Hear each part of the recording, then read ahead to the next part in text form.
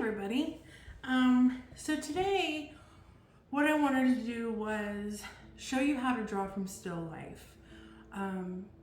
So this is something that I've been practicing for quite some time. It helps with my drawing skills just in general and how to look at whatever you're looking at and draw actually what you see. I'm actually at Made today, which is obviously where you see me now.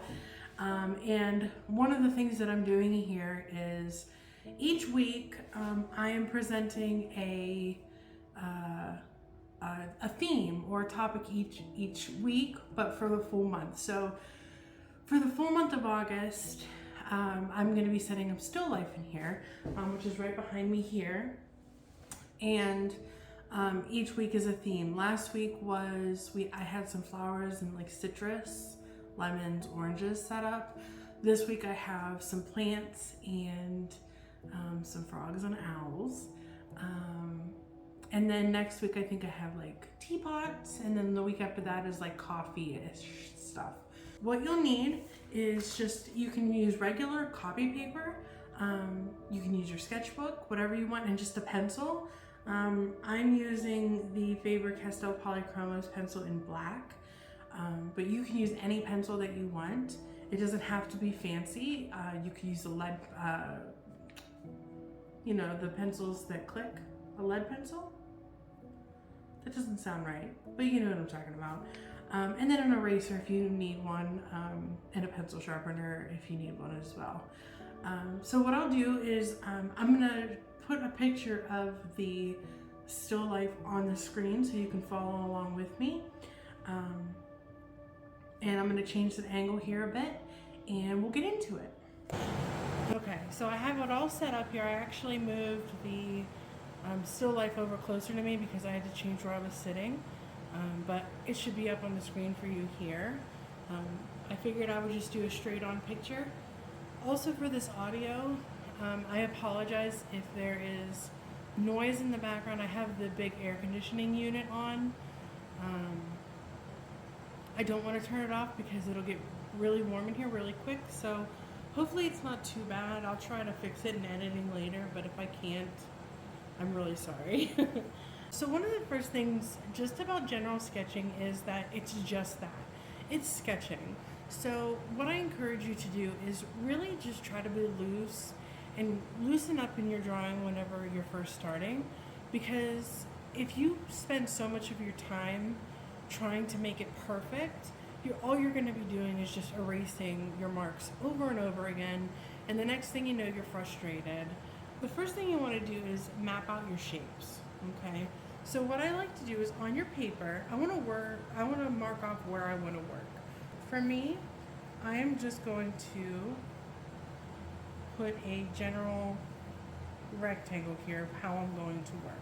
So now I know I need to stay within the bounds. So in this case, what I'll do next then is I want to place where I'm going to put everything. Am I going to put the table in? Am I going to include everything that's in front of me? Do I want to include the background? What do you want to choose? Shapes are always a really good place to start when you're drawing, because it at least gives you a general idea of where the placement of things go, because that way it'll gauge at least how much of space or room an object is going to take up.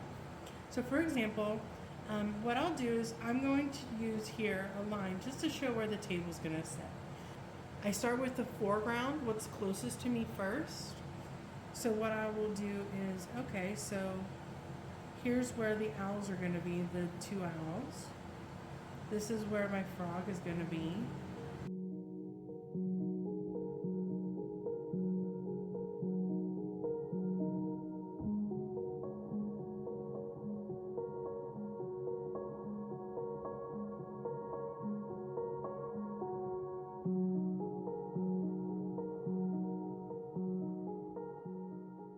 So once you've got your basis out, how you want your objects to be laid out, that's when you can start focusing on details. Now, when I do still lifes like this with just a pencil, I don't go in for detail. I keep it very loose.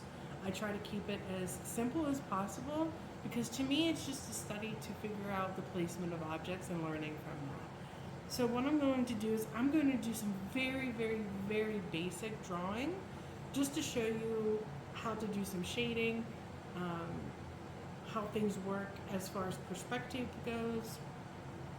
Um, so I'm going to start with the first thing what we started for before. So these are my little owls. So I'm just going to draw them rather quickly here. And again, these are not going to be perfect because I am just, when I say that I really just focus on sketching, I'm not specific, like very specific details. I mean it. But if you notice, when I'm drawing, I'm very loose. I'm not trying to do, I'm not sitting here going line like this. I'm not doing that, right? Like that's fine if that's what you want to do, of course. But if you're trying to loosen up, you want to loosen up your arm, your wrist. I'm really just trying to get my point across here of what these are.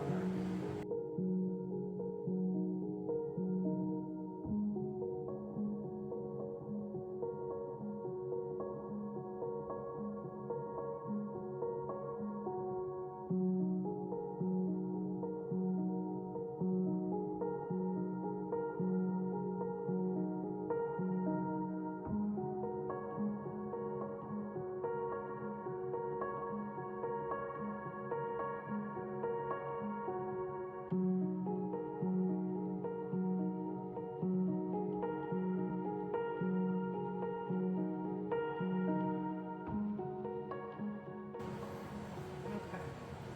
So, I have my general sketch here. Honestly, if I was doing this, I'd be done and call it a day. Just because I would use this almost as like a warm up to go do something else on my art. Like if I was moving on to something else, I would do this as a warm up just to loosen up. But the other thing I wanted to talk about is light and shadows. So I'm going to try to take the picture so that there is a shadow on your area in the picture. So if I'm looking at where I'm sitting right now, the light is coming in from back here, okay? So the light's coming in from here. So everything on these sides are all going to be, like even right here, but most of this is all going to be darkened. If you're ever unsure of where the light is coming from, one thing that I actually learned from Autumn is to determine your lightest and darkest points is make your image black and white. So I'm going to do that in the picture. I'll add another picture over top of it just for a few moments so you can see the differences in how when the light is hitting and where the darkness is. From where I'm sitting, everything that is at the highest point within this realm is going to be light, and then these will cast shadows. So if I were working on this and I wanted to give it some more dimension, what I'm going to do is add shadows in. I don't need to do anything with the light because those are my lightest points, so we can leave those alone, especially if you're only working with one color. I can just draw in where the shadows are going to be. And I can darken them like this.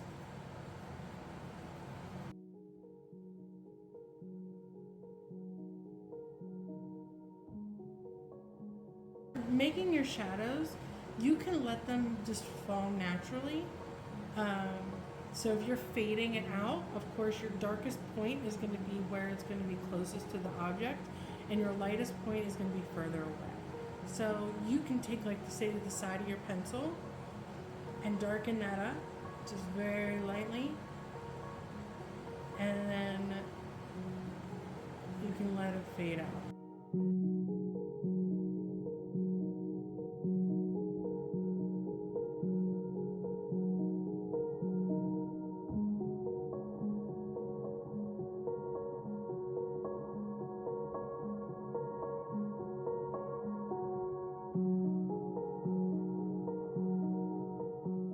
It is okay to make art that is not the best in the world, or feeling like you have to have these beautiful complete spreads.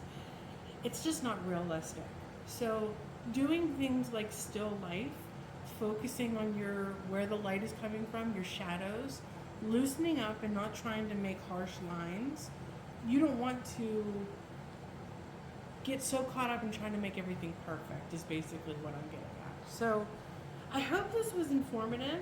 The key things to take away is always carry a sketchbook with you, even a little tiny one that fits in your pocket, because I think that will help you if you're sitting on the bus or you're waiting in a waiting room.